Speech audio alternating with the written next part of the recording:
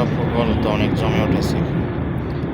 দুইবারের champion Uruguay এবার বিশ্বকাপে প্রথম পর্ব থেকে প্রথম রাউন্ড থেকে বাদ পড়ে গেছে এবং ৩২টি দলের মধ্যে এখন ২৮টি দলের খেলা নিশ্চিত হয়ে গেছে রাউন্ড অফ 32-তে। আর মাত্র 4টি দল বাকি আছে। 4টি দল আজকে রাতের মধ্যে এবং কালকে সকালের মধ্যেই কনফার্ম হয়ে যাবে এবং তারপরে থেকে শুরু হবে সবচেয়ে আকর্ষণীয় ম্যাচ, টান উত্তেজনাকর ম্যাচ, যেখানে অনেক নার্ভ থাকবে উঁচু এবং সেগুলোর মধ্যে নিয়েই খেলা শুরু হতে যাচ্ছে রাউন্ড অফ 32, যেখানে আজকে সকালে উরুগুয়ে এবং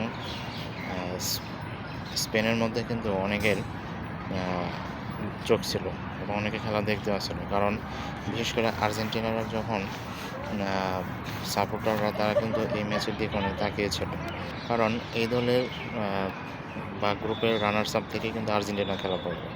সেই হিসেবে উরুগুয়ে স্পেনের কাছে 1-0 ব্যবধানে হেরে গেছে এবং এই হারার ফলে কিন্তু উরুগুয়ে এবার বিশ্বকাপ থেকে বিদায় নিয়েছে প্রথম রাউন্ড থেকে।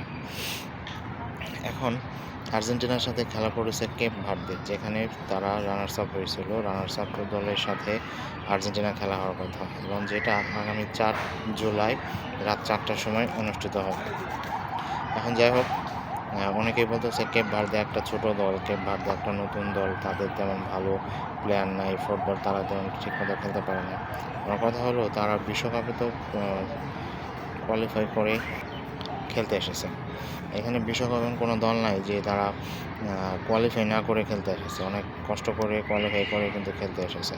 এখন কেপ ভার্দেকে দিয়ে অনেকেই, বিশেষ করে ব্রাজিল সাপোর্টাররা কিন্তু অনেক নানা কথা বলতেছে যে কেপ ভার্দে অনেক ছোট দল, আর্জেন্টিনার খেলা পড়েছে অনেক ছোটো দলের সাথে, তারা খুব সহজে এগিয়ে যাবে।